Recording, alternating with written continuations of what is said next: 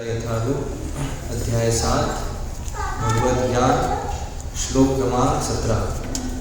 तेषां ज्ञानी नित्ययुक्तः एक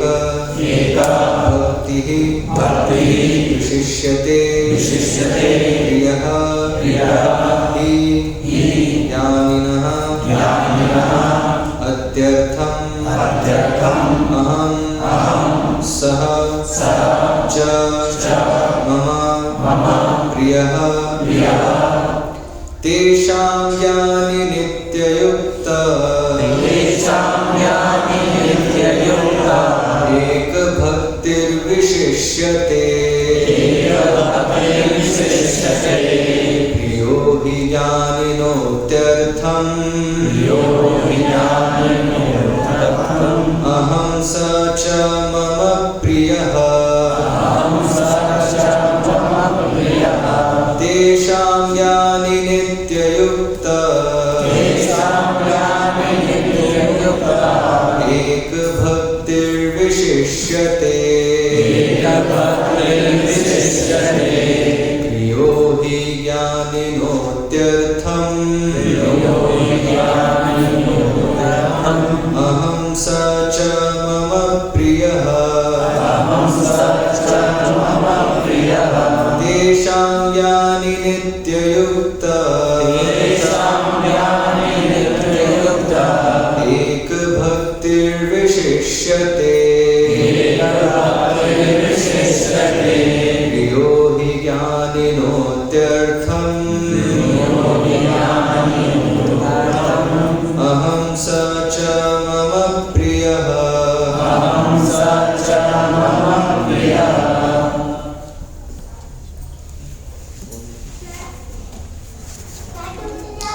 तेषां उनमें से ज्ञानी ज्ञानवान नित्ययुक्तः सदैव तत्पर एकमात्र भक्ति में विशिष्यते विशिष्ट है प्रियः अतिशय प्रिय ही निश्चय ही ज्ञानिनः ज्ञानवान का अत्यर्थम अत्यधिक अहम मैं हूँ सह वह च भी मम मेरा प्रिय। अनुवाद एवं तात्पर्य कृष्ण कृपा मूर्ति भक्ति वेदांत स्वामी श्रील प्रभुपाद द्वारा अनुवाद। इनमें से जो परम ज्ञानी है और शुद्ध भक्ति में लगा रहता है वह सर्वश्रेष्ठ है, क्योंकि मैं उसे अत्यंत प्रिय हूँ और वह मुझे प्रिय है।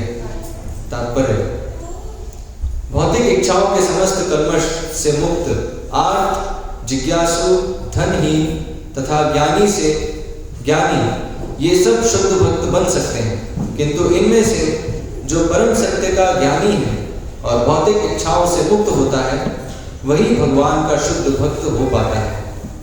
इन चार वर्गों में से जो भक्त ज्ञानी है और साथ ही भक्ति में लगा रहता है वह भगवान के कथनानुसार सर्वश्रेष्ठ है। ज्ञान की खोज करते रहने से मनुष्य को अनुभूति होती है कि उसकी आत्मा उसके भौतिक शरीर से भिन्न है। आत्मा भौतिक शरीर से भिन्न है। अधिक उन्नति करने पर उसे निर्विशेष ब्रह्म तथा परमात्मा का ज्ञान होता है। जब वह पूर्णतया शुद्ध हो जाता है तो उसे ईश्वर के नित्य दास के रूप में अपनी स्वाभाविक स्थिति की अनुभूति होती है। इस प्रकार शुद्ध भक्त की संगति से आर्त जिज्ञासु धन का इच्छुक तथा ज्ञानी स्वयं शुद्ध हो जाते हैं। किंतु प्रारंभिक अवस्था में जिस व्यक्ति को परमेश्वर का पूर्ण ज्ञान होता है और साथ ही जो उनकी भक्ति करता रहता है वह व्यक्ति भगवान को अत्यंत प्रिय होता है। जिसे भगवान की दिव्यता का शुद्ध ज्ञान प्राप्त होता है वह भक्ति द्वारा इस तरह सुरक्षित रहता है कि भौतिक कल्मश उसे छू भी नहीं पाते। ओम अज्ञानतिमिरन्धस्य ज्ञानञ्जनशलाकया चक्षुरुन्मिलितं येन तस्मै श्रीगुरुवे नमः। श्रीचैतन्यमनोभीष्टं स्थापितं येन भूतले स्वयं रूपकदा मह्यं ददाति स्वपदान्तिकं। वन्देऽहं श्रीगुरोः श्रीयुतः पदकमलं श्रीगुरून् वैष्णवांश्च। श्रीरूपं साग्रजातं सहगण रघुनाथान्वितां तं सजीवं साद्वैतं सावधूतं परिजनसहितं कृष्णचैतन्यदेवं श्रीराधा कृष्णपादान् सहगण ललिता श्रीविशाखान्वितांश्च। नमः ओं विष्णुपादाय कृष्णप्रेष्ठाय भूतले श्रीमते भक्ति विकास स्वामिनिति नामिने। नमः ओं विष्णुपादाय कृष्णप्रेष्ठाय भूतले श्रीमते भक्ति वेदांत स्वामिनिति नामिने। नमस्ते सारस्वते देवे गौरवाणी प्रचारिणे निर्विशेष शून्यवादी पाश्चात्य देशतारिणे। जय श्री कृष्ण चैतन्य प्रभु नित्यानंद श्री अद्वैत गदाधर श्रीवासादि गौर भक्त वृंदा। हरे कृष्णा कृष्ण कृष्णा हरे हरे, हरे राम राम राम हरे हरे। इनमें से जो परम ज्ञानी है और शुद्ध भक्ति में लगा रहता है वह सर्वश्रेष्ठ है, क्योंकि मैं उसे अत्यंत प्रिय हूँ और वह मुझे प्रिय है। तो इस अध्याय में हम देख रहे हैं भगवान भगवत ज्ञान के विषय में बता रहे हैं। हाँ, तो पिछले कुछ श्लोकों में भगवान वर्णन किए किस प्रकार के लोग मेरे पास नहीं आते और किस प्रकार के लोग मेरे पास आते हैं। पिछला श्लोक था किस प्रकार के लोग भगवान के पास आते हैं। चतुर्विधा भजन्ते माम जना सुकृतिनो अर्जुन आर्तो जिज्ञासुरर्थार्थी ज्ञानी च भरतर्षभा। तो चार प्रकार के लोग भगवान ने बताए, है ना। एक तो है जो बहुत कष्ट में है, आर्त, बहुत संकट में है। एक है अर्थार्थी, जिसको अर्थ चाहिए, धन चाहिए, लक्ष्मीपति से लक्ष्मी चाहिए बस। और जिज्ञासु, जिसको जिज्ञासा है, चीज़ों के बारे में जानना चाहता है। और फिर ज्ञानी। तो ज्ञानी कौन है? ज्ञानी मतलब चीज़ों की वास्तविकताओं को समझता है, अर्थात वो बहुत हद तक सत्य को समझ रहा है। तो अभी इस श्लोक में भगवान बता रहे हैं तेषाम ज्ञानी नित्य युक्ता। तो ऐसे जो ज्ञानी है, और कैसा ज्ञानी है? एक भक्तिर विशिष्यते, मतलब भक्ति में स्थिर है। एक भक्तिर, एकमात्र भक्ति में विशिष्ट है। ठीक है, तो ऐसा जो ज्ञानी है, तो भगवान क्या बता रहे हैं? वो मुझे प्रिय है, मैं उसे बहुत प्रिय हूँ। ठीक है, तो अभी इसमें बहुत सी चीज़ समझने की हैं। सबसे पहली चीज़ है कि ज्ञानी क्यों यहाँ पर भगवान बता रहे हैं कि वो सबसे बेस्ट है, चारों में से श्रेष्ठ है ना। तो ऐसा क्यों? तो भगवान क्या पक्षपात कर रहे हैं? ये तो ऐसे ही होगा ना कि कोई मेरे पास आया और मैं उसमें जो है वर्गीकरण कर रहा हूँ कि ये तो निम्नतर है और ये श्रेष्ठ है। तो क्या तो हमें तो पहले यही प्रश्न आएगा कि क्या भगवान ऐसे ही? भगवान के तो सब प्रिय होने चाहिए, क्योंकि सभी भगवान के अंश हैं नहीं। तो हम इनफैक्ट भगवान कहते भी हैं द्वितीय अध्याय में, हाँ, कि सारे जीव जो हैं, आत्मा जो है, वो मेरे अंश हैं। तो और मेरे ख्याल से 15वें अध्याय में आता है श्लोक, है ना, ममे वांशो जीव लोके जीवभूत सनातना, कि सारे जीव मेरे अंश हैं और ये सारे अंश आत्मा हैं, वो द्वितीय अध्याय में भगवान बताते हैं। तो अभी सारे अंश हैं तो सभी भगवान के लिए प्रिय हैं, है ना। मुंह पे हाथ मत रखो। तो सभी भगवान के लिए प्रिय हैं, राइट। तो अभी यहाँ पर क्या भगवान कह रहे हैं कि नहीं, इनमें से चारों में से जो है, जो ज्ञानी है वो मुझे प्रिय है, तो बाकी क्या प्रिय नहीं है। तो एक्चुअल में भगवान को सभी प्रिय है, इसलिए फिर वो अगले श्लोक में फिर भगवान क्लियर कर रहे हैं। ठीक है, क्योंकि कोई सिर्फ एक ही श्लोक लेगा तो बोले देखो भगवान पक्षपात कर रहे हैं ना। तो आगे के श्लोक में भगवान कह रहे हैं, भगवान क्या कह रहे हैं? उदारा सर्व एवेते, है ना, कि नहीं, ये सभी जो है महान है, एटलीस्ट मेरे पास आ रहे हैं, पुण्य आत्माएं हैं, है ना। बताया ना, 4 प्रकार की पुण्य आत्माएं मेरे पास आते हैं, आर्त, जिज्ञासु, अर्थार्थी और ज्ञानी। तो चारों पुण्य आत्माएं हैं, लेकिन फिर भी क्या है, चारों समान स्तर पर नहीं है। वो उनका स्तर, उनके स्तर की बात कर रहे हैं भगवान, है ना। तो उनका जो स्तर है उसके अनुसार। तो भगवान इसलिए बता रहे हैं ना, भगवान ये यथा मां प्रपद्यते ताम सतैव भजाम्य। तो जैसे जो मेरे पास आता है उसके अनुसार मैं उनसे व्यवहार करता हूँ, और ये स्वाभाविक भी है ना, प्रैक्टिकल है ये तो, कि जो जितने अनुपात में भगवान की शरण लेगा उसके अनुसार भगवान जो उसके साथ उसकी जो है कमान अपने हाथ में लेंगे। हाँ, जितना व्यक्ति देगा उनके हाथ में, और जितना वो खुद ही पकड़ के रखना चाहता है तो भगवान फिर उतना जो है उसको भ्रम में रखेंगे कि हाँ ठीक है तुम ही पकड़ के रखो, है ना। तो शरणागति पे डिपेंड करता है ना। तो यहाँ बताया जो ज्ञानी है, हाँ, उसकी शरणागति अधिक है इन सब से। अधिक कैसे है? क्योंकि बाकियों का कुछ ना कुछ जो है उद्देश्य है, कुछ उद्देश्य से वो आ रहा है। जैसे आर्थ है तो वो क्या है, वो अपने दुख मिटाने के उद्देश्य से आ रहा है, ठीक है।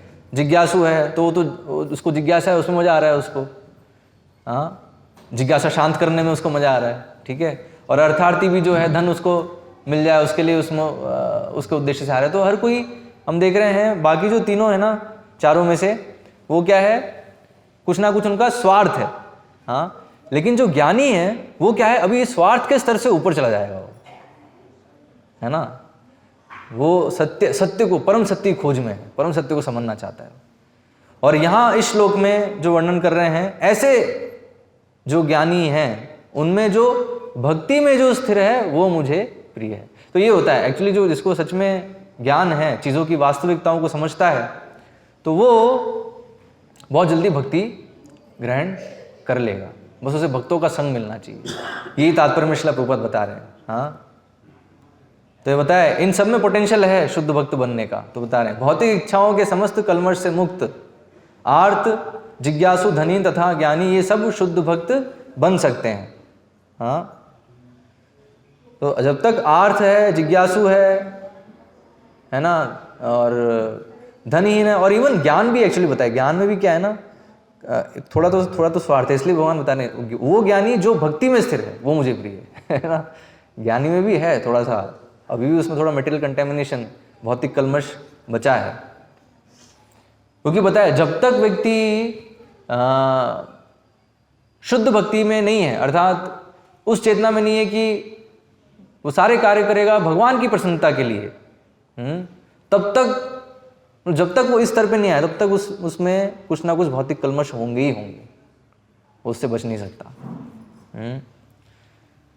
तो इसलिए बताया इवन जो ज्ञानी भी है, जो कि ये समझ रहा है कि जगत दुखालयम है, हाँ, क्षणिक है, और परम सत्य जो है निराकार है, ब्रह्म है ना, ये इतने लेवल तक भी समझ रहा है, तो उसमें भी अभी एक कलमश है। क्या है कलमश उसमें कलमश है कि वो अभी मोक्ष चाह रहा है। तो मोक्ष चाहना भी क्या है, वो भी कुछ अपने लिए चाह रहा है ना। वो अभी वो उस स्तर पर नहीं, वो कृष्ण के लिए चाहे, वो पॉइंट वो है।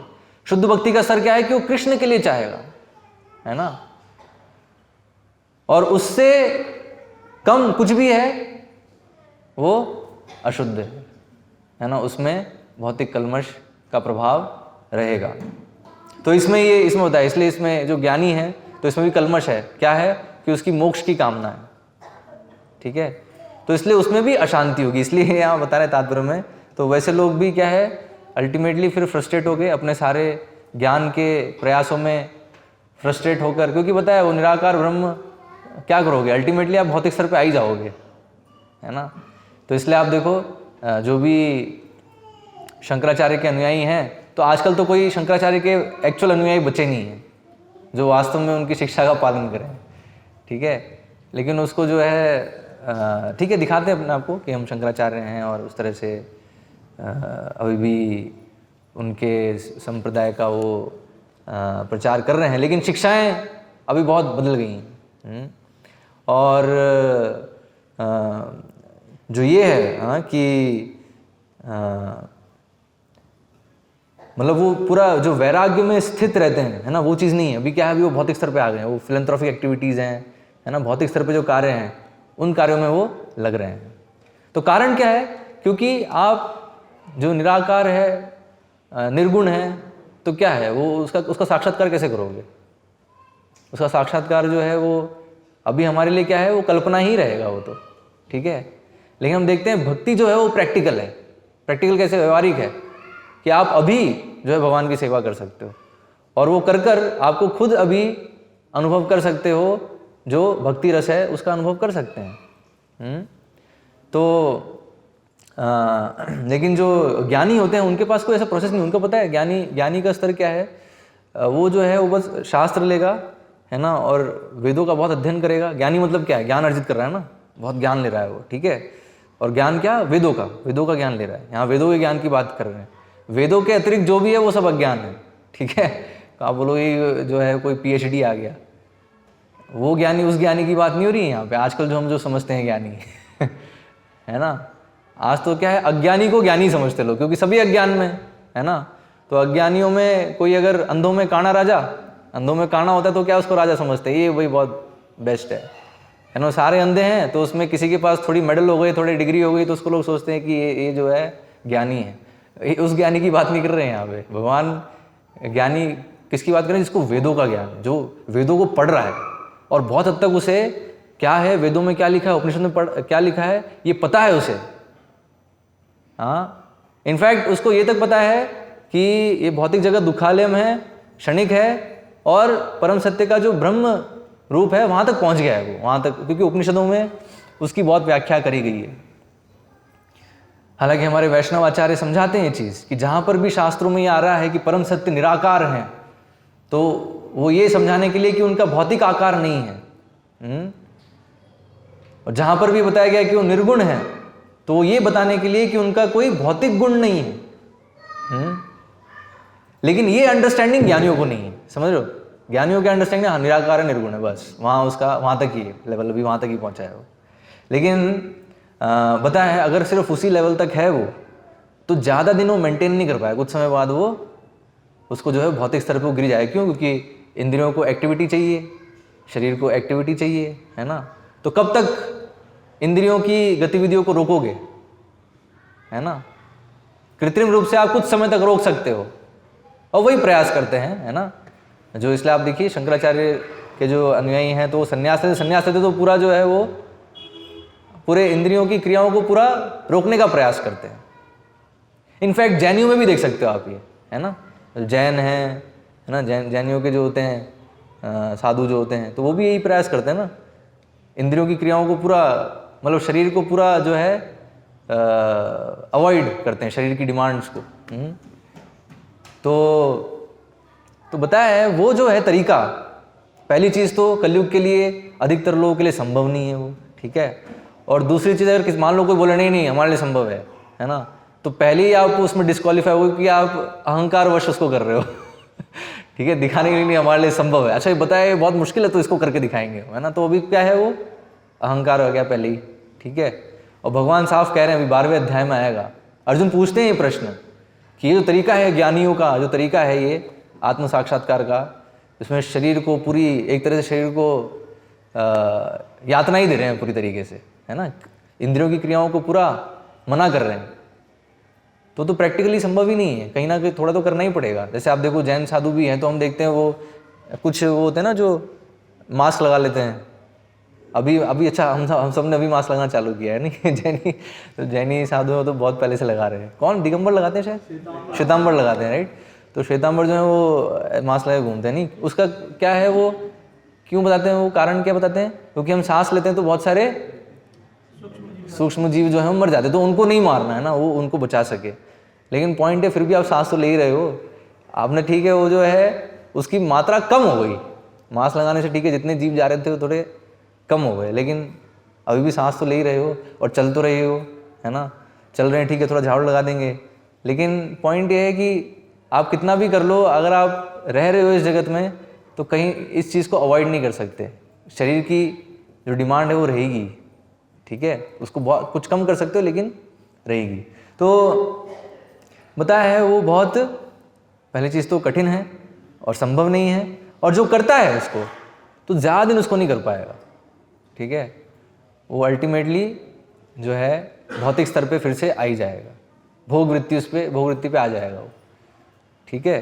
तो वही यहाँ बता रहे हैं। तो ऐसे फिर उसका जो ऐसे जो ज्ञानी है, मतलब ये भगवान आगे बता रहे हैं कि जो एक भक्तिर विशिष्यते जो स्तर है, ये स्तर प्राप्त करने में कई जन्म लग सकते हैं।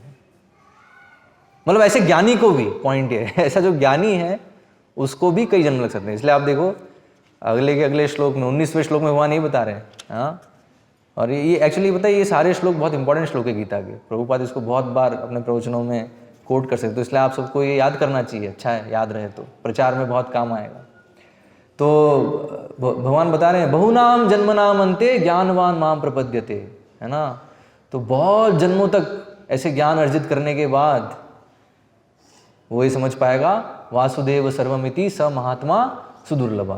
तो ये महात्मा वाली स्थिति है ना, जो मतलब ज्ञानी अभी इस स्तर पे आ गया है कि भक्ति में वो निष्ठ हो गया है। ठीक है, इस स्थिति को प्राप्त करने के लिए कई जन्म भी लग सकते हैं।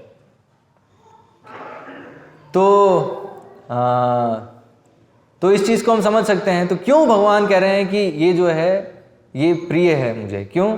क्योंकि अभी ये बहुत जल्दी मेरे पास आ जाएगा, ठीक है ना। और जैसा मैं चाह रहा हूं, मतलब अभी ये एटलीस्ट इस स्तर पे आ गया है कि मेरी इच्छाओं को समझ पाएगा।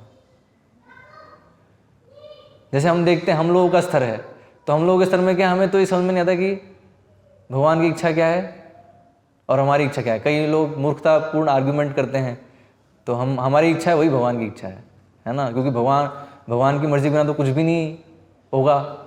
तो अगर हमारी इच्छा हुई और हम कर पा रहे हैं, इसका मतलब भगवान की भी इच्छा है ना। तो कई लोग जो है उस प्रकार से आर्ग्यूमेंट करते हैं और स्थापित करने का प्रयास करते हैं हम जो कर रहे हैं वो सही है, क्योंकि भगवान की अनुमति के बिना कुछ नहीं हो सकता और हम कुछ कर पा रहे हैं तो भगवान की अनुमति है। भगवान की अनुमति मतलब इच्छा है, तो हम जो कर रहे हैं भगवान की इच्छा है ना। तो ये होता है ये मूर्ख व्यक्ति के लक्षण है, ठीक है। लेकिन यहाँ बात हो रही है ज्ञानी की। तो ज्ञानी कौन है? जो वेद, अब भगवान की इच्छा कहाँ समझोगे आप? भगवान की इच्छा समझोगे वेदों से, क्योंकि वेद क्या है, क्या बता रहा है? भगवान के वचन हैं। तो वो क्या बता रहे हैं, वो पढ़ोगे आप तो भगवान का मन, थोड़ा सा आपको एंट्रेंस मिलेगा भगवान के मन में, कि भगवान कैसे सोचते हैं, भगवान को क्या प्रिय है क्या नहीं है। तो इसलिए पाप पुण्य का विचार बताया है ना। तो किसने डिसाइड किया कि भाई ये कार्य जो है ये पुण्य है, ये है पाप है? तो वो भगवान बता रहे हैं, राइट। तो जब वेदों का अध्ययन करते हैं एक गुरु के मार्गदर्शन में, इनफैक्ट ये भी पता है अगर वेदों का अध्ययन करोगे अपने आप तो भी नहीं समझ पाओगे, आप कंफ्यूज जाओगे, क्योंकि वेदों में भी क्या है, अधिकतर चीजें जो है वो भौतिक सृष्टि के बारे में ही, इस भौतिक जगत के बारे में, कर्म कांड है कि आपको इस जगत में अगर कुछ चाहिए तो उसके लिए क्या करना है ना। अगर आपको भौतिक ऐश्वर्य चाहिए, संपन्नता चाहिए, तो उसके लिए कौन कौन से यज्ञ हैं, कौन सी देवी देवता की पूजा करनी है, तो वो सब जो है कर्मकांड भाग में बताया है। तो ये जो भाग है उपनिषद, बहुत ही ज्ञान कांड जो भाग है वो बहुत कम भाग है वेदों का, ठीक है। और उससे भी कम जो है वो है जो शुद्ध भक्ति के विषय में जहाँ बताया है। तो इसलिए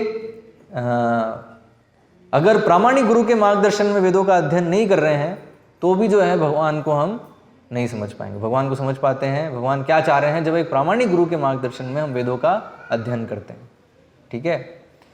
तो यहाँ ऐसे ज्ञानी की बात हो रही है, समझ लो, जो है ना, जो एक प्रामाणिक गुरु के मार्गदर्शन में है, ठीक है, और वेदों का अध्ययन कर रहा है, और अभी करते करते तो साक्षात्कार यहाँ तक पहुँचा है ज्ञानी के स्तर पे, ठीक है, कि वो भौतिक जगत की वास्तविकता को समझ रहा है, इतना वो पहुँच गया है। लेकिन अभी वहाँ से अब वो इस स्तर पे आ गया है कि अब वो भगवान की इच्छा को समझ सकता है, अगर वो एक शुद्ध भक्त से मिल जाए तो। पॉइंट ये है ना, जैसे वो उसका संपर्क होगा एक शुद्ध भक्त से तो वो भक्त बन जाएगा, ये है।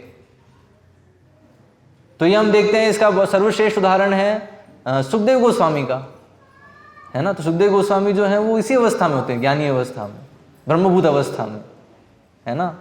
उनको पूरा साक्षात्कार होता है ये परम सत्य का जो ब्रह्म रूप है।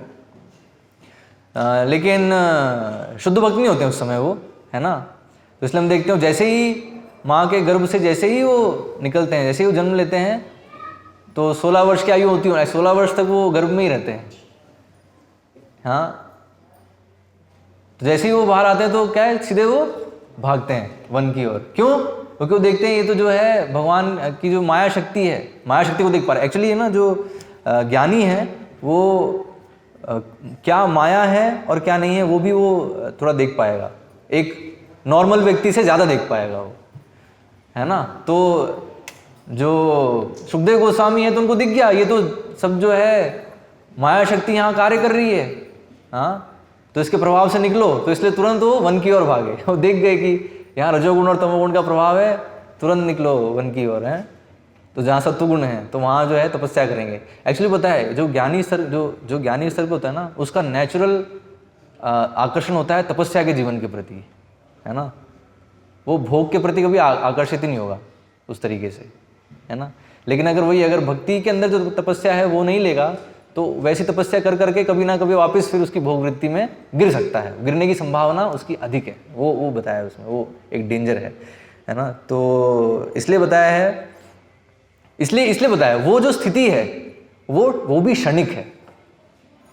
इवन ये जो ज्ञानी का स्तर है, परम ब्रह्म का जो साक्षात्कार है ना, उसको हो सकता है मोक्ष भी मिल जाए। इवन मोक्ष मिलने के बाद की जो स्थिति है, मतलब ब्रह्म ज्योति में वो पहुंच गया, इवन वो जो स्थिति है वो भी क्षणिक है, वहां से भी गिर जाएगा वो।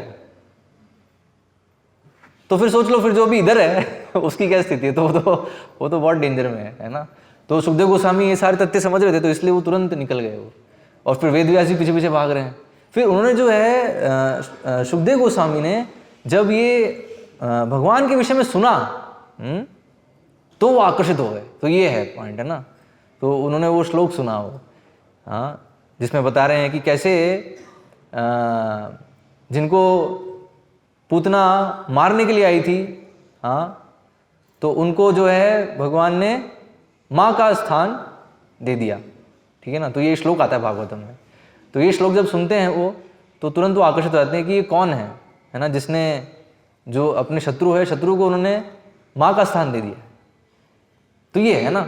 अब जो व्यक्ति भोग में लिप्त होगा ना, मतलब जो उसको इतना आकर्षण नहीं होगा जितना कि एक ज्ञानी। क्योंकि ज्ञानी का बताया, ज्ञानी कुछ हद तक हृदय शुद्ध है ना, बहुत हद तक जो है कल्मश बहुत कम है। एक ही कल्मश बचा है, क्या है कि अभी वो बस भगवान की इच्छाओं को नहीं जान रहा है और उसको पूरा करने के लिए कार्य नहीं कर रहा है, हाँ, बस इतना बचा है। तो बस उसको बस अगर वो एक शुद्ध भक्त का संग मिल जाएगा तो वो जान जाएगा भगवान की इच्छाएं क्या हैं, तो बस उसके लिए फिर वो कार्य करने लग जाएगा, समझ जाएगा कि मैं भगवान का सेवक हूँ। ये वो जल्दी समझ सकता है। जैसे हम देख रहे हैं, हम लोगों को बहुत समय लगता है समझने में, है ना। वो पता है जो समझ जाएगा तो 24 घंटे फिर सेवा में लग जाएगा, है ना। हम लोग क्यों नहीं लग पा रहे? हमारी जो है पार्ट टाइम भक्ति चल रही है अभी, है ना। तो पार्ट टाइम भक्ति क्यों चलती है? बिकॉज हम नहीं समझ रहे हैं कि हम भगवान के दास हैं, नहीं समझ रहे हैं हम अभी। क्योंकि जैसे आप समझ जाओगे ये चीज़ तो फिर पूरी तरह से भगवान पे आश्रित रहेंगे, 24 घंटे भगवान की सेवा करोगे, ठीक है। लेकिन कहीं ना कहीं अभी क्या है, वो विश्वास नहीं है उतना, वो समझ नहीं आई अभी कि हम भगवान के सेवक हैं। अभी हमारी समझ क्या है कि हम तो जो है, हम जहाँ पर कार्य करते हैं ऑफिस में, है ना, उस बॉस के जिससे हमें सैलरी मिलती है उसके हम सेवक हैं, राइट। हमारा अभी उधर श्रद्धा ज़्यादा है। ठीक, कोई नहीं, भक्तों के संग से, सत्संग से धीरे धीरे वो श्रद्धा आएगा कि नहीं, इवन ये बॉस को कौन मेंटेन कर रहा है ना। जब वो उस दृष्टिकोण से देख पाओगे तो देखेंगे कि नहीं, कृष्ण ही मेंटेन कर रहे हैं सबको। अलग अलग व्यवस्था करिए लोगों की इच्छाओं के अनुसार, है ना। लोगों की इच्छाओं के अनुसार भगवान ने अलग अलग लोगों को अलग अलग लोगों के साथ मिला रखा है ना। कोई किसी पे आश्रित है, अल्टीमेटली देखा है तो सब भगवान पे आश्रित हैं। लेकिन ये दिखेगा उसी को जो समझ रहा है कि मैं भगवान का दास हूँ, है ना। लेकिन एक ज्ञानी जो है वो तुरंत समझ जाएगा। जैसे सुखदेव गोस्वामी जो तुरंत समझ गए, तुरंत उनकी जो है इच्छा हुई कि मैं, ये कौन है ये व्यक्ति, इनके बारे में जानना चाहता हूँ। और फिर जो है वेद व्यास जी से फिर उन्होंने पूरी भागवतम जो है फिर सीखी, है ना। वेद व्यास जी ने कहा, तुम भाग कर रहे थे, मैं ही तुम्हें सिखाता अभी, है ना। तो वेदव्यास जी ने फिर जो है सिखाया है इस तरीके से।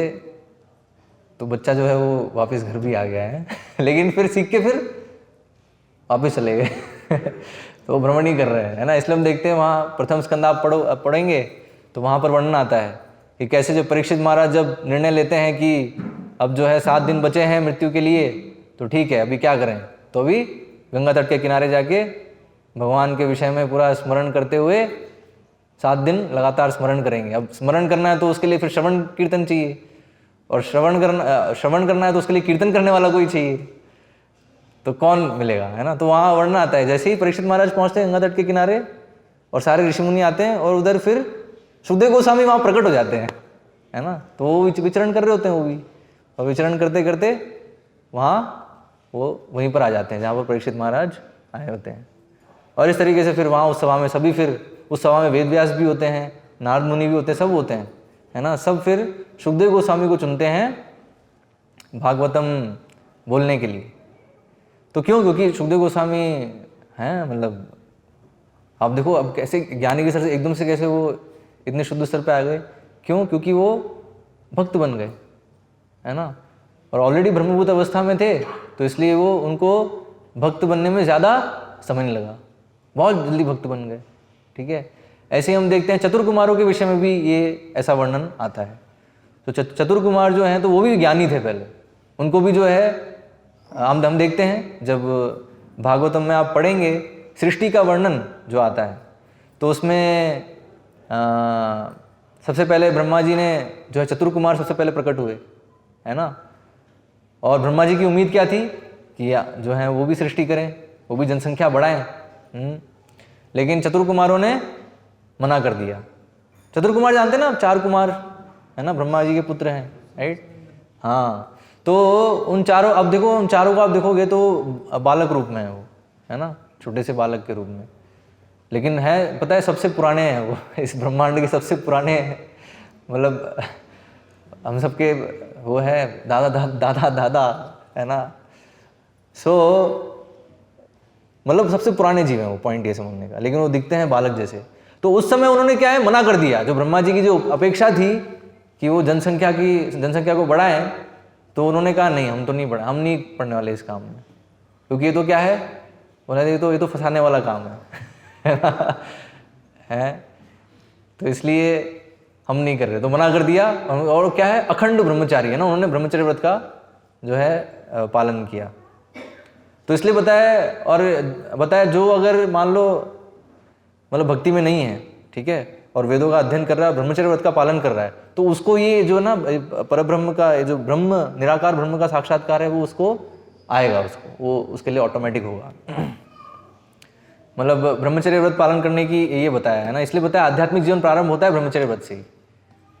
हाँ, तो उस प्रकार से उन्होंने मना कर दिया। हाँ, तो वहाँ बताया गया, तो वो लोग इसी स्तर पे थे, है ना, परम सत्य के ब्रह्म, निर्गुण निराकार ब्रह्म जो साक्षात्कार है उसके स्तर पे थे।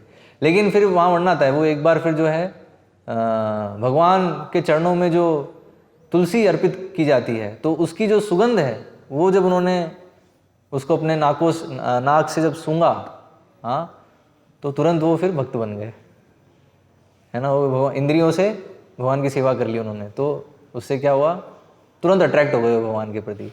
और जो अपना जो परम सत्य का जो निर्गुण निराकार वाला जो कंसेप्ट था, उसको उन्होंने वो समझ गए कि ये बहुत निचला स्तर है, इसके ऊपर का स्तर है परमात्मा का साक्षात्कार, और उसके ऊपर का स्तर है भगवान का साक्षात्कार, है ना। तो परम सत्य को समझने के 3 ये स्तर हैं बताएं। सबसे निचला स्तर क्या है, ब्रह्म ज्योति निराकार, है ना, वो ज्योति करते हैं ना बहुत सारे लोग, तो ये भारत में बहुत मिल जाएंगे ज्योति करने वाले। परम सत्य जो ज्योति है वो क्या है, बहुत निचला स्तर है, ठीक है। वो मतलब परम सत्य को बहुत दूर से देख रहे हैं, अभी निकट नहीं पहुंचे। तो निकट जब पहुंचेंगे तो पता चलेगा कि परमात्मा भी है ना, और परमात्मा का तो रूप है, ठीक है। और निकट जाएंगे तो पता चलेगा कि भगवान है, साक्षात पूर्ण पुरुषोत्तम भगवान।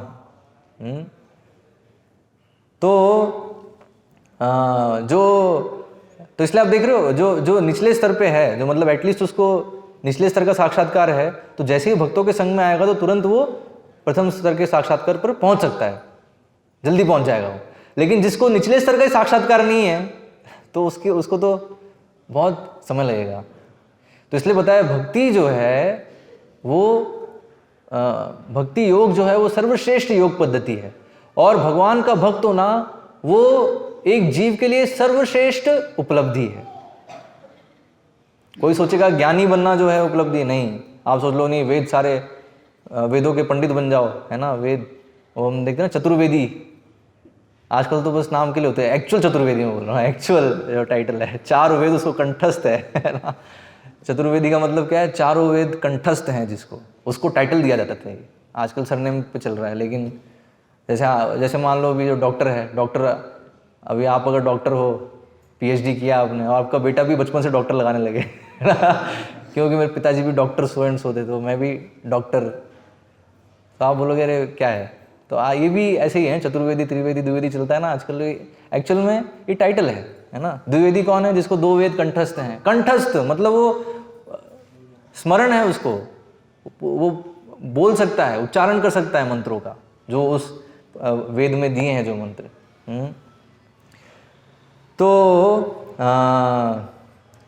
तो ऐसा, तो इसलिए बताया, तो ज्ञानी जो है वो भी अपने आप में बनना बहुत कठिन है, लेकिन वो भी सर्वश्रेष्ठ उपलब्धि नहीं है। पॉइंट ये है, ठीक है। सर्वश्रेष्ठ उपलब्धि क्या है, भक्त बनना। तो अब पॉइंट आएगा, अब यहाँ पे एक कन्फ्यूजन आ जाता है, क्या कि कई लोगों को लगता है तो भक्ति में तो ज्ञान की क्या जरूरत है, भक्ति में तो बस जो है भजन करो, कीर्तन करो, है ना। जैसे कई लोगों को ये जो है मन में एक धारणा होती है कि अगर हम माला बस करते रहें, है ना, इतना सब जो है, ये भगवत गीता है, भागवतम है, ये सब इतना पढ़ना, है ना, उपनिषदों में क्या है लिखा है ये सब जानना, है ना, ये सब इन सब चीज़ों की क्या आवश्यकता है। भक्ति तो बहुत सरल है ना। बस जो है कीर्तन करो, है ना, और कीर्तन करके थक जाओ तो बैठ के प्रसाद ले लो, है ना, और प्रसाद लेके थक जाओ तो थोड़ा सा रेस्ट ले लो, है ना, और उसके बाद फिर से कीर्तन कर लो। हाँ, और ऐसे चलता रहेगा। ये सब जो है इतना क्यों दिमाग को क्यों इतना टैक्स करना है, टैक्स समझते हो, इतना प्रेशर क्यों लगाना है दिमाग पे कि हम बैठ के जो है ये सारे तात्पर्यों का अध्ययन करें। तो कई लोग सोचते हैं कि इसलिए भक्ति तो क्या है, भक्ति में ज्ञान की जरूरत नहीं है, क्योंकि भक्ति तो अलग है, ज्ञान अलग है। लेकिन अब यहाँ पर भगवान बता रहे हैं, है ना, कि हाँ, ज्ञानी नित्ययुक्त एक भक्तिर विशेषते, मतलब ज्ञान उसको जो है, ज्ञान है भगवान के बारे में, है ना। भगवान कौन है, वो कौन है, वो उस शरीर से अलग है, आत्मा है, ठीक है, इस चीज़ का उसे ज्ञान है, ठीक है। और भगवान की सेवा कैसे होती है, इस चीज़ का ज्ञान है। और कैसे हर चीज़ को भगवान की सेवा में लगाया जाए, कैसे हर चीज़ जो है वो भगवान की शक्ति है, भगवान की संपत्ति है। अर्थात ज्ञान तो चाहिए, बिना ज्ञान के आप जो है भक्ति में, इनफैक्ट अगर ज्ञान नहीं होगा तो आप भक्ति में प्रगति कर ही नहीं सकते। इसलिए आप देखिए, ये तो हम अभी 7वें अध्याय पे है ना, तो गीता का जो 4था अध्याय है वो क्या था, 4थे अध्याय में क्या बता रहे हैं भगवान, थोड़ा सा रिवाइज करना होगा, नहीं होता ऐसे बस आगे पाठ पीछे सपाट हो रहा है पूरा, है, कुछ पीछे का ध्यान भी होना चाहिए, नहीं तो आगे जो पढ़ रहे हैं उसको रिलेट कर पाएंगे। तो 4थे अध्याय में क्या बताया था भगवान ने, ऐसे ये अध्याय का शीर्षक है भगवत ज्ञान, 4थे अध्याय का शीर्षक क्या है, दिव्य ज्ञान, है ना। तो बताओ वहाँ ज्ञान आ गया ना। तो अगर भक्ति में अगर ज्ञान की आवश्यकता नहीं है तो फिर गीता में तो अध्याय ही है दिव्य ज्ञान। तो जो भी आपको ये बोले वो मिलेंगे आपको, है ना, वृंदावन जाओगे तो मिल जाएंगे कहीं, है, बोलेंगे भक्ति तो बस भाव चाहिए, बस ज्ञान की क्या जरूरत है ना। तो उनको फिर पूछना, तो गीता में तो भगवान फिर दिव्य ज्ञान दे रहे हैं, तो वो क्या है फिर, है, अगर जरूरत नहीं है तो। अर्जुन के लिए दे रहे हैं और हमको जरूरत नहीं, हम मतलब हम अर्जुन से बड़े हो गए अभी हैं, कि अर्जुन को भगवान बता रहे हैं और हम सोच रहे हैं कि हमें उस चीज़ की आवश्यकता नहीं है। तो ये तो बहुत बड़ा अहंकार होगा। एक्चुअली वास्तव में वो बहुत अहंकारी लोग हैं, है ना, जो ये बोलते हैं कि ज्ञान की आवश्यकता नहीं है। भक्ति में ज्ञान की आवश्यकता नहीं है। अहंकारी लोग हैं और वो जो है वो तपस्या नहीं लेना चाहते कि बैठ के हम भगवान के वचन को थोड़ा ध्यान से सुने, समझें भगवान कह क्या रहे हैं, है ना। ये जो है वो ये कष्ट नहीं लेना चाहते, ये सीधी सी बात, ठीक है। तो उसके लिए फिर वो कहते हैं कि भक्ति तो जो है उसमें ज्ञान की आवश्यकता नहीं।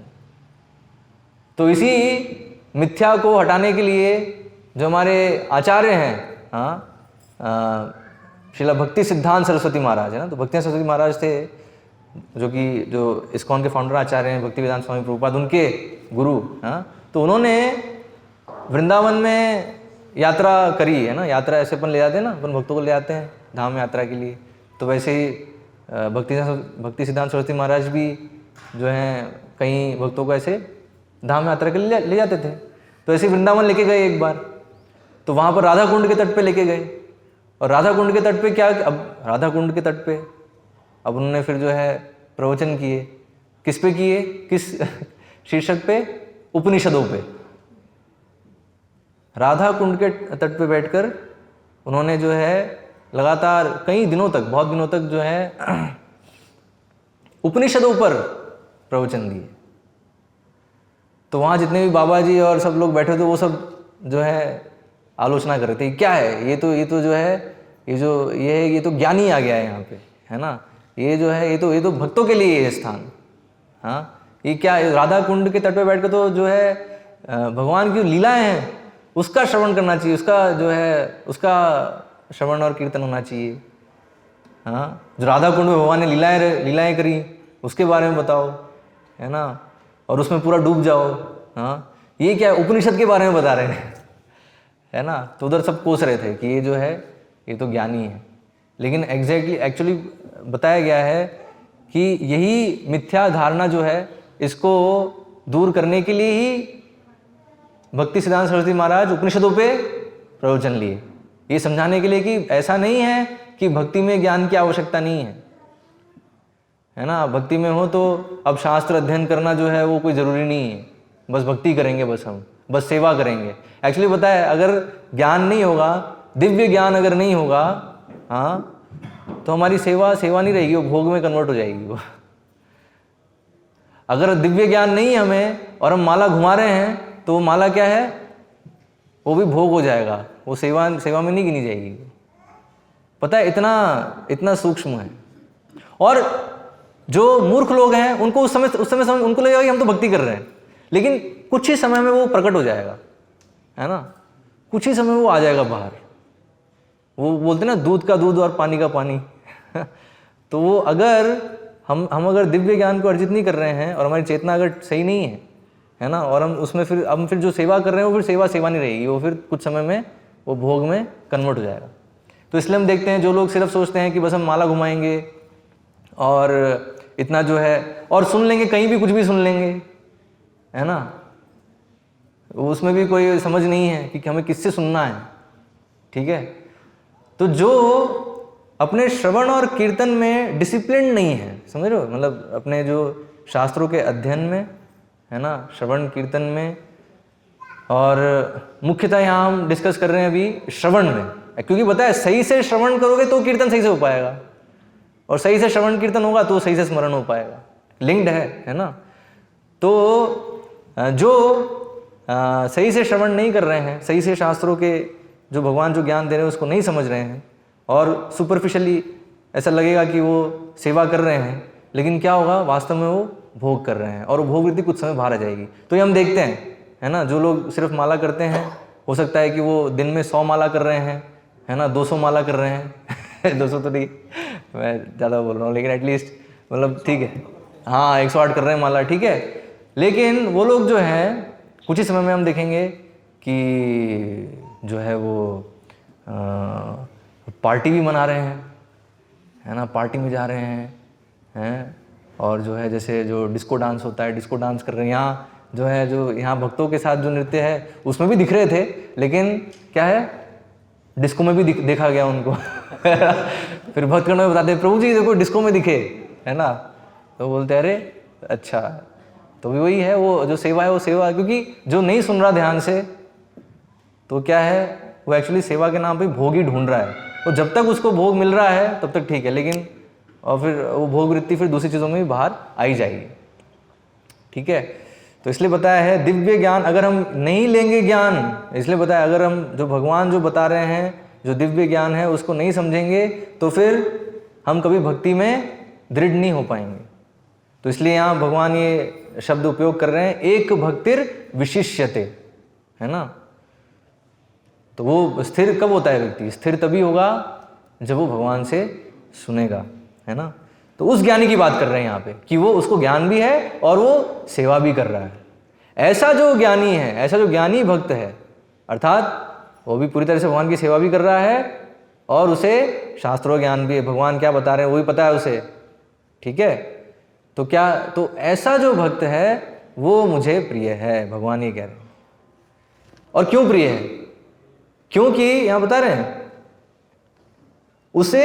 मैं उसे अत्यंत प्रिय हूं, इसलिए क्योंकि उसको, वो भगवान की सेवा कर रहा है ना, वो तो भगवान की सेवा कर रहा है और बिना किसी बदले में किसी मांग के, तो स्वाभाविक है, तो उसके तो भगवान के लिए वो ज़्यादा वो निकट होगा वो, है ना। और बाकी जो अभी भी भगवान से कुछ डिमांड कर रहे हैं, कुछ मांग रहे हैं, तो ठीक है, भगवान उनको भी एक्सेप्ट करते हैं, उनको भी स्वीकार करते हैं, लेकिन अभी भी उनको समय लगेगा अभी, है ना, एक शुद्ध स्तर पे आने के लिए। तो इसलिए इस श्लोक को कई लोग जो है बहुत गलत भी समझ सकते हैं। तो पहले हमने देखा कि सबसे पहली चीज़ कि ऐसा नहीं सोचना है हमें कि भगवान कोई जो है पक्षपात कर रहे हैं, ये स्वाभाविक है ना, जैसा जो जिस स्तर पे है उसके अनुसार भगवान उसको उसके साथ व्यवहार कर रहे हैं। तो जो ज्ञानी भक्त है, ठीक है, तो वो ऑलरेडी भगवान की सेवा में है और निष्काम भाव से है, तो स्वाभाविक है कि वो भगवान के अधिक निकट है और वो भगवान को इसलिए प्रिय है। ठीक है, और दूसरी चीज़ हमें समझना है कि भक्त हो गए तो इसका अर्थ ये नहीं कि अब ज्ञान की आवश्यकता नहीं है। ज्ञान की आवश्यकता है, लेकिन कौन सा ज्ञान? शुष्क ज्ञान नहीं। शुष्क ज्ञान कौन सा है? शुष्क ज्ञान बताया जो ये है ना, बस परम सत्य को हम बस निराकार और ब्रह्म जो समझ रहे हैं, है ना। और फिर जो शास्त्रों में जो संस्कृत श्लोक हैं, तो संस्कृत श्लोकों के जो हैं संस्कृत शब्दों को हम निकाल के उसकी संधि विच्छेद करके अलग अलग उसके अर्थ निकाल रहे हैं। ठीक है ना, ये करते हैं ज्ञानियों को, ये भी इसमें भी बहुत मज़ा आता है, हाँ, कि जो है हर एक श्लोक को लेंगे, उसके हर एक शब्द को लेंगे और शब्द को अलग अलग व्याख्या करेंगे। ठीक है, तो वो भी बताया, वो तो खुद शंकराचार्य इसकी भर्त्सना की है। शंकराचार्य को पता था कि ये इन लोगों की आदत है ना। तो शंकराचार्य क्या कह रहे हैं? हाँ, नहीं रक्षति डुक्कर करने, है ना। डुक्कर, इसको डुक्कर्ण बोलते हैं, व्याकरण, है ना। तो जो व्याकरण, तो व्याकरण का ही भाग है शब्दों के अर्थ को निकालना, है ना। वो वर्ड रूट कि धातु कौन सी है, शब्द कौन सा है, उससे फिर कौन कौन से शब्द आ रहे हैं, इसका ये अर्थ है, ये अर्थ है, इसका यहाँ पे ये अर्थ है, ये अर्थ चेंज हो गया, ऐसे करके जो है करते रहते हैं। तो शंकराचार्य क्या कह रहे हैं? इससे कुछ नहीं होने वाला, है ना। वो क्या कह रहे हैं? सन्निहिते समनिमिते काले नहीं रक्षति डुक्कर्ण करने, हाँ, कि काल का प्रभाव आएगा, है ना। तुम ये करते रहोगे, व्याकरण और शब्दों के अर्थ निकालते रहोगे, है ना, और काल आएगा, ये सब तुम्हारा जो है, तुमने जितने भी डुक्कर्ण करा है सब वो उधर ही रह जाएगा और तुम्हें उसे छोड़ के जाना पड़ेगा। ठीक है, मृत्यु आ जाएगी। तो इसलिए शंकराचार्य फिर क्या कह रहे हैं? हाँ, भज गोविंदम भज गोविंदम भज गोविंदम मूढ़ मत। इसलिए मूर्ख इन चीज़ों में मत पड़े रहो कि बस, है ना, शब्दों के जोड़ तोड़ में बस लगे हुए हो, हैं। तो उसकी जगह गोविंद का भजन करो, तो वो समझदार व्यक्ति है। तो ये एक पॉइंट है ना। तो इसलिए गोविंद का भजन अगर करना है तो उसके लिए ज्ञान चाहिए कि गोविंद कौन है ना। सबकी अलग अलग अंडरस्टैंडिंग है ना। कृष्ण कौन है, सब अलग अलग तरह से व्याख्या करते हैं, लेकिन एग्जैक्टली कौन है तो वो कृष्ण से ही सुन लो ना, वो बेस्ट है। अपने बारे में व्यक्ति बताएगा तो वो ज़्यादा प्रामाणिक है, ऑथेंटिक वर्जन है वो। आप किसी तीसरे व्यक्ति, चौथे व्यक्ति से सुनोगे तो वो तो पता नहीं क्या क्या बता देगा, और जब आप व्यक्ति से सही में मिलोगे तो आप देखोगे अरे इसने इतना कुछ बताया था लेकिन ये तो अलग ही निकला। ऐसा होता ही नहीं होता है बहुत बार, है कि नहीं? एटलीस्ट मेरे साथ बहुत बार होता है। मैं है ना, किसी इस व्यक्ति के बारे में बताया तो ऐसा है, तो ऐसा है। फिर जब उससे मिलता हूँ तो मैं देखता हूँ अरे तो बिल्कुल जैसे उसने जो छवि बनाई थी उससे बिल्कुल अलग है। हाँ, ऐसा होता है। हाँ, तो इसलिए बताया कृष्ण को, तो भगवान के विषय में तो भगवान तो पूरे मतलब हर चीज़ के स्रोत हैं, तो उनको तो समझना और भी कठिन होगा। तो इसलिए बताया वो तो उनको किससे समझ सकते हो, उनसे ही सुन लो, है ना। तो भगवान गीता में अपने बारे में स्वयं बता रहे हैं, और उनके जो शुद्ध भक्त हैं उनसे सुन लो, जो भगवान से प्रेम करते हैं, वो एग्जैक्टली बता पाएंगे भगवान क्या है। ठीक है, तो ये पॉइंट है, तो इसलिए वो जानना जरूरी है। और ऐसा जो ज्ञानी भक्त है तो वो भगवान को प्रिय है। इसलिए आप समझ रहे हो, अगर ज्ञान नहीं है आपको और आप सोच रहे हो कि हम माला घुमाते रहेंगे और थोड़ी जो है थोड़ी बहुत सेवा कर लेंगे, तो उससे भगवान जो है प्रसन्न नहीं होने वाले, उससे जो है प्रिय भगवान देखेंगे कष्ट ले रहे हैं भगवान के वचनों को समझने के लिए। अब वो अलग बात है कि आपको समझ में आ रहा है नहीं आ रहा है, आप प्रयास कर रहे हो अच्छे से, लेकिन आपकी हो सकता है कि भौतिक रूप से बुद्धि का स्तर है नहीं उतना कि इतना जो है समझ सको वो अलग बात है। पॉइंट एक्चुअली ये पता है समझने की चीज़ है। भगवान देखेंगे कि आप कितना प्रयास कर रहे हो, जैसे दिव्य ज्ञान भगवान बता रहे हैं, ठीक है, 4था अध्याय। अब 4था अध्याय आप पढ़ने का प्रयास करो, भगवान ही देखेंगे कि प्रयास कर रहे हो, ठीक है। अब आप कितना समझोगे कितना नहीं, वो भगवान फिर समझ दे भी सकते हैं, ठीक है। लेकिन अगर हम बोले नहीं हम तो भक्त बन गए, पढ़ने की जरूरत ही नहीं, हमें आ जाएगा, सब स्वतः ही आ जाएगा है ना, ऑटोमेटिक ट्रांसफर हो जाएगा, हम जो है ना अब हरे कृष्णा जप करते रहेंगे। प्रॉब्लम क्या है एक्चुअली, वो भी हो सकता है, लेकिन अगर शुद्ध नाम जप करें तो हमारी अभी स्थिति क्या है कि अभी हम शुद्ध नाम नहीं कर रहे हैं। अभी हम जो है नाम के भी, भगवान का नाम जप करने के भी अलग अलग स्तर हैं। तो अभी जो है हम जब भोग वृत्ति में हैं तो हम बहुत ही निम्न स्तर पे हैं अभी, ठीक है। तो इसलिए बताया हमारे लिए सब सारी चीज़ आवश्यक है। जो नवविधा भक्ति है, 9 की 9 चीज़ें, सारी चीज़ें चाहिए हमें। हम सोचे कि बस कोई एक चीज़ करेंगे, एक्चुअली पता है कोई एक चीज़ करोगे तो भी हो जाएगा, लेकिन प्रॉब्लम क्या है कि एक चीज़ हम सही से करने के लिए हमारी योग्यता नहीं है अभी। जैसे उदाहरण दे, जैसे श्रवण है, तो बताए अगर आप श्रवण कर लो ना तो ही आप हो जाओगे, आप भगवत धाम मतलब भगवान को प्रिय, मतलब सारी चीज़ मिल जाएगी अपने आप, स्वतः ही आएगी। अगर श्रवण कर लो, कैसे, परीक्षित महाराज के जैसे। तो बस अब आप सब जैसे मैं बोलूँगा आप परीक्षित महाराज के श्रवण कर लो तो तुरंत आपको आएगा, भाई तो संभव ही नहीं है कोई है, मतलब पता नहीं, कोई हो सकता है इसमें आप में से कोई हो महान उस स्तर पे जो परीक्षित महाराज के जैसे श्रवण कर सकता हो, हाँ, कि लगातार 7 दिन तक जो है बिना खाए बिना सोए बिना पिए, मतलब 7 दिन लगातार फास्टिंग करिए परीक्षित महाराज ने, जल भी निर्जला 7 दिन लगातार निर्जला की उन्होंने। एक दिन निर्जला करके देख लो, पता चल जाएगा और उसमें भी श्रवण करते रहे। हाँ, हम देखते हैं थोड़ा समय होगा तो हम जो है रेस्टलेस होने लगते हैं। मैं देखता हूँ ना, हम तो देते रहते हैं प्रवचन, तो थोड़ा समय बीतता है तो सब दिखते हैं ऐसे ऐसे हो रहे हैं सब अभी बस तो इंडिकेशन मिल जाता है, बस हो गया समय अभी तो क्या है, तो हमारी कैपेसिटी है श्रवण करने की, है कि नहीं। परीक्षित महाराज जैसी कैपेसिटी है नहीं हमारी। ऐसे बोले कीर्तन भी पर्याप्त है, कीर्तन कर लो बस, ऐसे मतलब माला घुमा लो, हो जाएगा, माला घुमाने से तुम पहुंच जाओगे। लेकिन फिर कैसे, फिर जो है वो सुखदेव गोस्वामी जैसे फिर कीर्तन करना पड़ेगा 7 दिन लगातार वो भी अब सोचो, अगर जो सुखदेव गोस्वामी हैं वो फास्टिंग कर रहे थे तो इसका मतलब क्या है, परीक्षित महाराज फास्टिंग कर रहे थे तो इसका मतलब क्या है, सुखदेव गोस्वामी फास्टिंग कर रहे थे, है कि नहीं, है ना। वो भी निर्जला करके वो भी लगातार बोले जा रहे हैं 7 दिन लगातार भगवान के बारे में, राइट। भागवतम पूरा वही है, रिकॉर्डेड है पूरा। सो अगर वैसे कोई कीर्तन कर ले तो सिर्फ कीर्तन पर्याप्त है। प्रॉब्लम यही है ना हमारी कि हम उस तरह का कर नहीं सकते, तो इसलिए हमें 9 की 9 चीजें करनी है।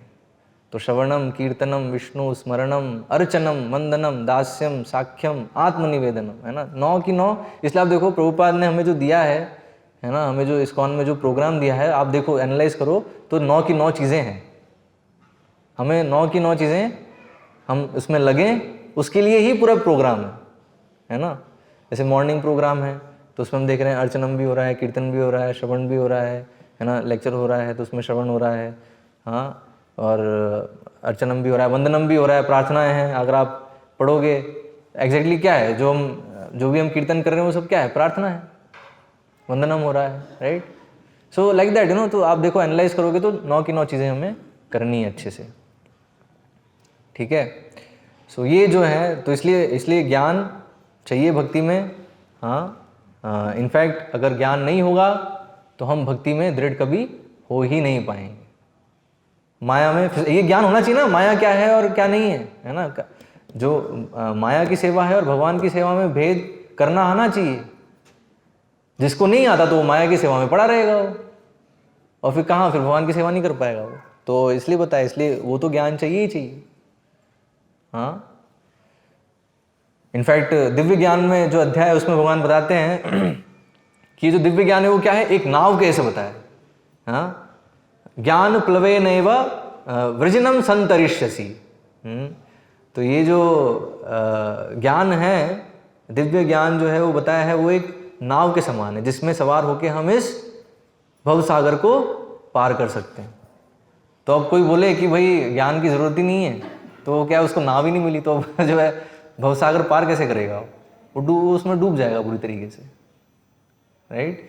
तो इसलिए इस जो है मिथ्या धारणा में मत फंसिएगा कि ज्ञान की हमें आवश्यकता नहीं। इसलिए बताया, इसलिए हमें प्रभुपाद की पुस्तकों को पढ़ना है अच्छे से, है ना। इसमें एक्चुअली बहुत सारी चीज़ें हैं समझने की। और फिर ऐसा जो भक्त होता है वो भगवान को प्रिय है, और भगवान को प्रिय होने का अर्थ क्या है, भगवान उसे छोड़ते नहीं है। आपको मान लो कोई अगर प्रिय है तो आप तो छोड़ोगे नहीं उसको, है ना। तो यहाँ इसलिए बताया, जिसे भगवान की दिव्यता का शुद्ध ज्ञान प्राप्त होता है वह भक्ति द्वारा इस तरह सुरक्षित रहता है कि भौतिक कल्मश उसे छू भी नहीं पाते। तो कैसे नहीं छू पाते उसे भौतिक कल्मश, क्योंकि भगवान उसे एक ऐसे अपने प्रोटेक्शन में रखते हैं। बस उसको एक्चुअली आगे के श्लोक में बताएंगे, उसको भगवान अपने जैसा मानते हैं, है ना। तो अपने जैसा मानते, तो इसलिए उसको क्या है, पूरा संरक्षण प्रदान करते हैं। तो इसलिए उसको भौतिक कल्मश छू भी नहीं सकते उसको, ऐसी स्थिति हो जाती है। तो बहुत उच्च अवस्था है। तो हम सबको प्रयास करना है। तो अगर हम साधना भक्ति करेंगे अच्छे से तो इस स्तर को हम प्राप्त कर सकते हैं। यस, कहीं जन्म भी लग सकते हैं, आगे भगवान बताएंगे। हाँ, तो उससे हमें डिमोटिवेट नहीं होना है। एटलीस्ट ये सोचना है कि देखो ठीक है, कितने भी जन्म लगे, है ना, जितना हम अभी तीव्रता से करेंगे उतनी ही जल्दी हो जाएगा, लेकिन जितना हम लेट करेंगे उतना और लेट होगा। समझ रहे हैं। तो इसलिए एटलीस्ट इतना सोच सकते हैं कि भाई इस जन्म में हम अगले जन्म की तैयारी कर रहे हैं, ठीक है। तो एटलीस्ट इस जन्म में अच्छे से भक्ति करें, जितना हम कर सकते हैं, है ना, दृढ़ता से करें, ताकि एटलीस्ट अगले जीवन में भगवान हमें चांस दे फिर से करने के लिए। लेकिन पता है बहुत रिस्की है वो, क्योंकि यू नेवर नो, है ना, आप जान नहीं सकते अगला जीवन क्या होगा। अगला जीवन कुछ भी हो सकता है। और अभी तो हम सब हैं साथ में, कौन किधर होगा, इवन इसी जीवन में देख लो, है ना, इसी जीवन में कुछ समय बाद कौन किधर चला गया कुछ पता नहीं चलेगा, राइट। तो इसलिए जो है तो अभी है, अभी अच्छे से भक्ति कर लें और भगवान की शरण लें अच्छे से, ताकि एटलीस्ट हमारा भविष्य जो है उसमें हमें सुविधा भगवान प्रदान करें भक्ति करने की। तो ये है ना। तो अगला श्लोक सुन के थोड़ा डिमोटिवेट हो सकते हैं कह रहे तो भगवान बता रहे प्रिय बनना है, प्रिय है मुझे, लेकिन भगवान का प्रिय बनना है तो कई जन्म भी लग सकते हैं हाँ, इनफैक्ट पता है जो लोग भारत भूमि में जन्म ले रहे हैं तो उन्होंने पिछले जन्म में कुछ किया है, आध्यात्मिक क्रियाएं करी हैं, इसलिए तो भारत भूमि में जन्म मिला है। तो यहाँ बचपन से ही कृष्ण का नाम सुन रहे हैं, मंदिर जा रहे हैं, घंटी बजा रहे हैं, है ना, प्रसाद भी ले रहे हैं, सब चीज़ हो रही है, लेकिन वही है पूरी नहीं कर पा रहे हैं, है ना। पूरा कर लो प्रोसेस को, जो भक्ति योग है उसके प्रोसेस को पूरा नहीं कर पा रहे, कहीं हर जन्म में थोड़ा करके छोड़ दे रहे हैं माया के प्रभाव में। तो इस जन्म में भी अगर ऐसे छोड़ दोगे तो फिर और जन्म लेने पड़ेंगे फिर। तो इसलिए बेहतर तो यही है कि इस जन्म में ही हम भगवान की शरण लें, तीव्र भक्ति में लगे। तो तीव्र भक्ति करेंगे तो बहुत जन्मों की आवश्यकता नहीं है, एक जन्म में भी संभव है, पॉसिबल है, बट यस उसके लिए तीव्र भक्ति करनी पड़ेगी।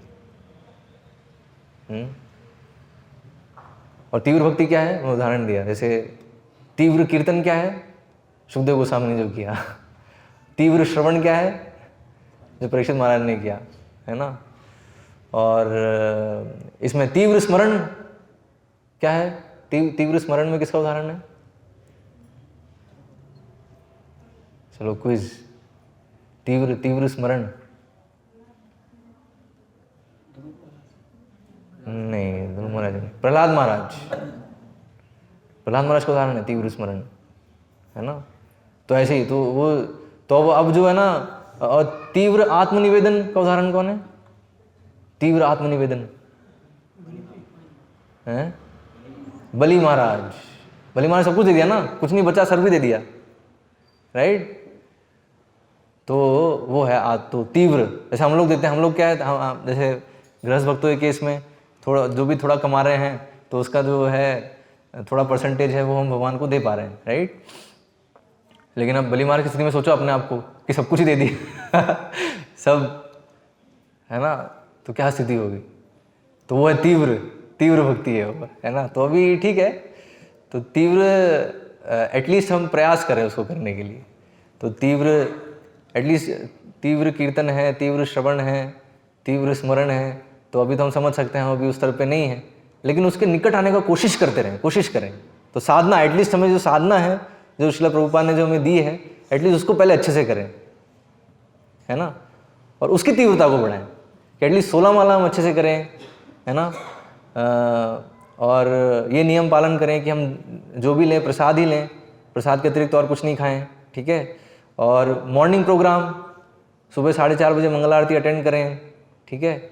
एटलीस्ट जो श्रील प्रभुपाद ने हमें इस्कॉन में जो प्रोग्राम दिया है, मॉर्निंग प्रोग्राम, है ना, संडे प्रोग्राम, हाँ, और इवनिंग प्रोग्राम, प्रीचिंग प्रोग्राम, तो इसको हम तीव्रता से करें, एटलीस्ट इसको जो है एटलीस्ट इतना करें।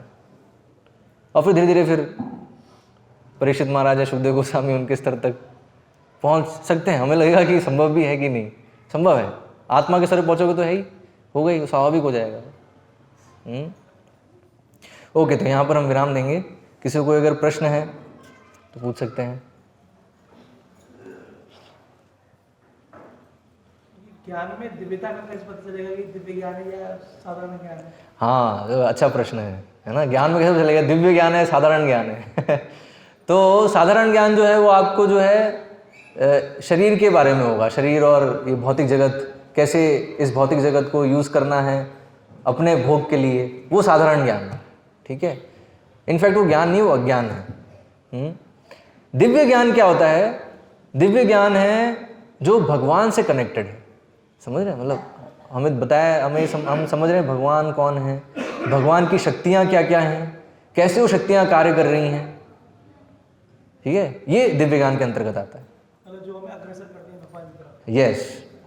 यस, मतलब भक्ति में जो चाहिए वो सब है ना ज्ञान। वही जैसे मैंने बताया कि भगवान की जो माया शक्ति है वो कैसे कार्य कर रही है, तो अभी आप माया शक्ति के प्रभाव में हो तो उससे अगर निकलना है तो समझना पड़ेगा ना कैसे वो शक्ति कार्य कर रही है।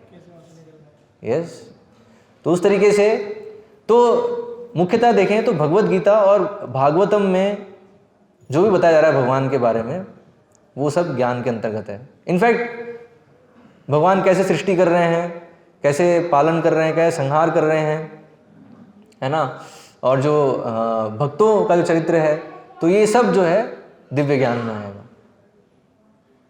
मुख्यतः भगवान और भगवान की शक्तियाँ, इसे समझो आप, भगवान कौन है और भगवान की क्या क्या शक्तियाँ हैं और उनके बीच में संबंध, ये आप अच्छे से समझोगे। वो दिव्य ज्ञान जो आप, जिससे आप ये सब समझ सको। और इसके अतिरिक्त जो भी है वो सब अज्ञान है। आपने बताया जैसे कि भारत जन्मभूमि में जिनने भी जन्म लिया इनका कहीं ना कहीं पास्ट होगा, इसलिए ये यहाँ पे आए। बट यहाँ पे ये इतने सारे लोग इतने जो एथिस्ट है वो नहीं मान रहे इसके लिए, उसके भी उसका क्या रीजन है? एक्चुअली पता है, ये अभी जो है असुरों का जो है बहुत प्रचार है, कलयुग, क्योंकि कलयुग है, ठीक है? तो कलयुग में क्या है, कली का राज है, तो कली का जो इन्फ्लुएंस है, जो प्रभाव है, वो भी भारत भूमि में भी हमें दिख रहा है। उसके कारण ये सब दिख रहा है। वरना आप देखो, इवन आप जो बोल रहे हो ना नास्तिक है, ठीक है, तो उसको भी अगर हम समय देंगे ना, थोड़ा अगर प्रचार करेंगे तो भक्त बन सकता है।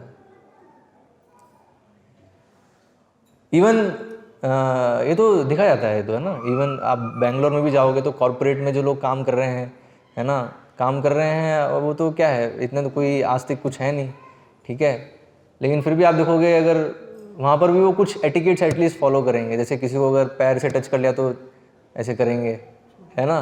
तो एक्चुअल में क्या है, भारतीयों के लिए ना ये आध्यात्म जो है वो स्वाभाविक है।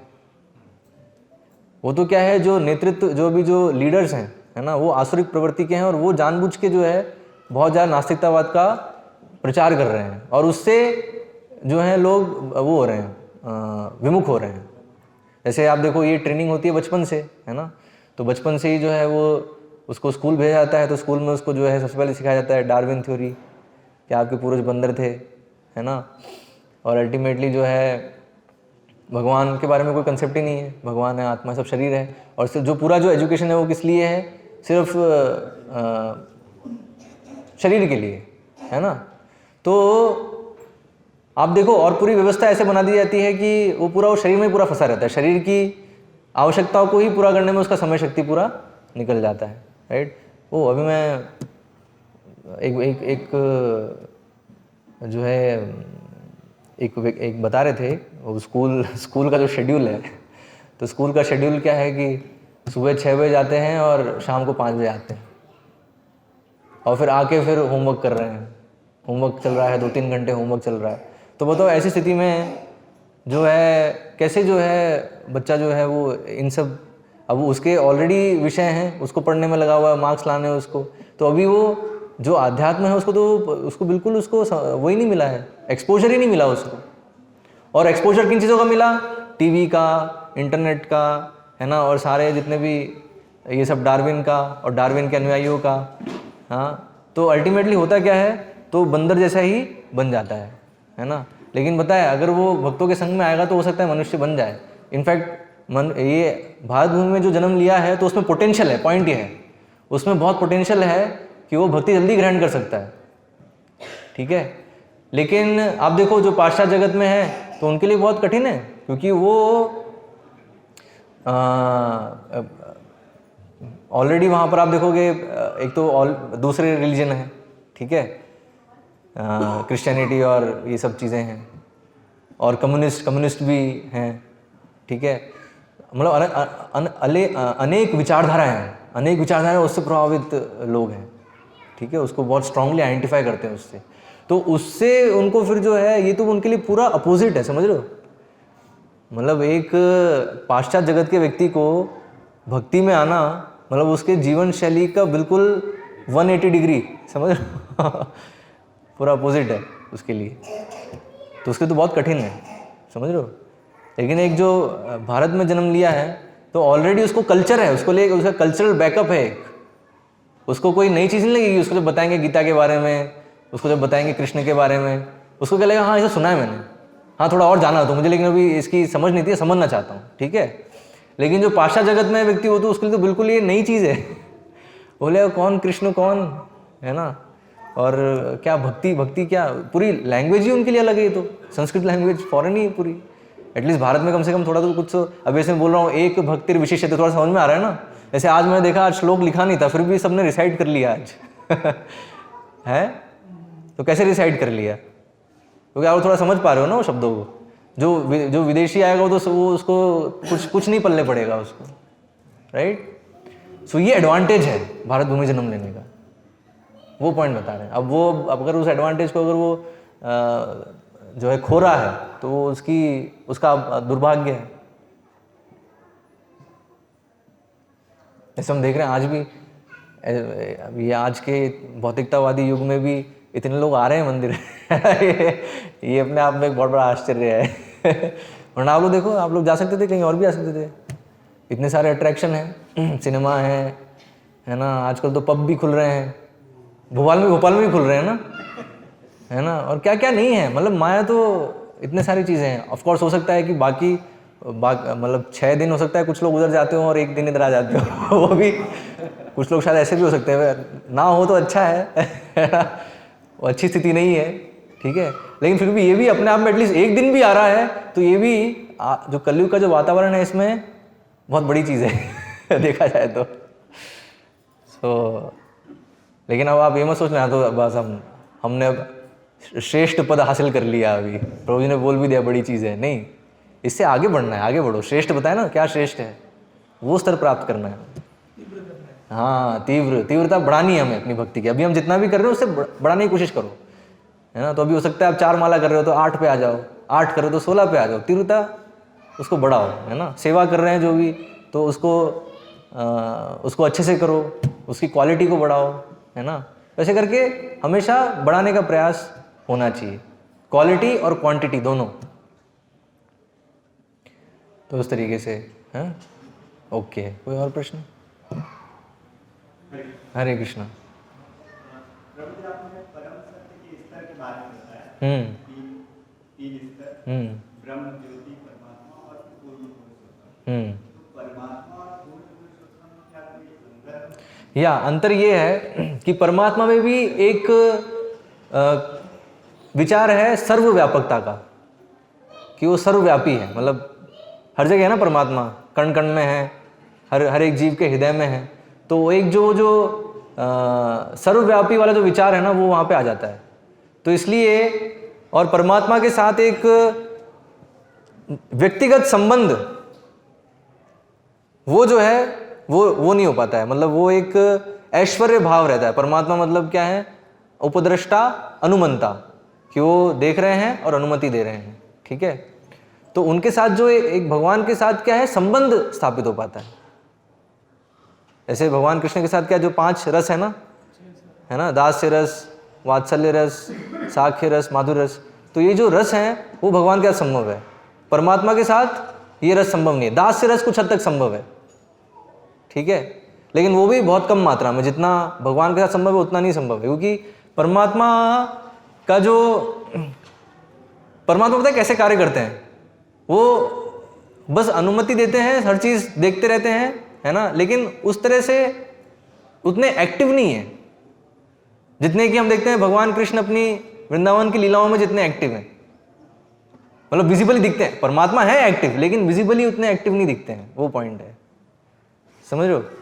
तो उनके साथ जो संबंध है उसकी एक लिमिटेशन है। लेकिन भगवान के साथ, जैसे निराकार में तो कोई संबंध ही नहीं है भगवान के साथ, वो तो पूरा ही लीन होना चाहता है। वो तो ये सोच रहा है कि अब मैं गुणवत्ता में भगवान बन गया, मैं, ठीक है, ब्रह्म में लीन हो गया, अस्तित्व खत्म कर दिया अपना उसने, वो सोच गया कि मैं भी ब्रह्म बन गया, ठीक है। तो वो तो अब भगवान के साथ कोई संबंध उसका उस तरह से कोई स्थापित हुआ ही नहीं कि कुछ आदान प्रदान हो, ठीक है। अब उसके नेक्स्ट लेवल है परमात्मा। तो परमात्मा के साथ भी कितना है आदान प्रदान, कि वो समझेगा कि हाँ, परमात्मा जो है हर चीज़ को देख रहे हैं और नियंत्रित कर रहे हैं और अनुमति दे रहे हैं, चीज़ें हो रही हैं, कंट्रोल में उनके, कंट्रोलर, वहाँ पे कंट्रोलर वाला पॉइंट आ गया कि ये सुप्रीम कंट्रोलर है। और कुछ हद तक हम समझ रहे हैं कि हम कंट्रोल्ड हैं, ठीक है। लेकिन फिर भी अभी कैसे उनकी सेवा कैसे करें, तो ठीक है, इतना है कि भाई उनकी आज्ञा को मानो, है ना, परमात्मा है और ठीक है, शास्त्र बताए तो एटलीस्ट उनकी आज्ञा के अंतर्गत रहो, ठीक है, इतना चलेगा। लेकिन जब भगवान का साक्षात्कार होगा तो वो स्तर है जो शुद्ध भक्त का स्तर है, जिसमें वो भगवान के साथ 5 रसों में आदान प्रदान करेगा, है ना, वो मतलब डीलिंग होगी, साख्य रस में, वात्सल्य रस में। जैसे हम देख रहे हैं अभी ये जो दामोदर मास चल रहा है, कार्तिक मास, उसमें दामोदर भगवान का जो है गुणगान करते हैं ना, तो वो क्या है, वो वात्सल्य रस में लीला है ना, यशोदा मैया भगवान से जो है वात्सल्य रस में आदान प्रदान उनका हो रहा है ना। तो वो स्तर है भक्त का, ठीक है। परमात्मा उससे निचले लेवल का रियलाइजेशन इसलिए बताए क्यों है वो श्रेष्ठ साक्षात्कार और उससे कम लेवल के साक्षात्कार हैं, क्यों, क्योंकि भगवान का जो साक्षात्कार है उसमें भगवान के साथ डायरेक्ट संबंध स्थापित होता है, बाकी में संबंध उतना नहीं है, वो है पॉइंट, ठीक है। हरे कृष्णा।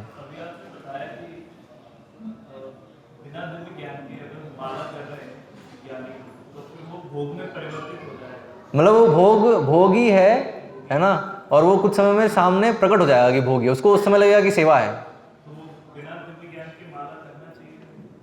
इसलिए बताया नहीं, है ना। आपको पहले मतलब दोनों साथ साथ चलना चाहिए।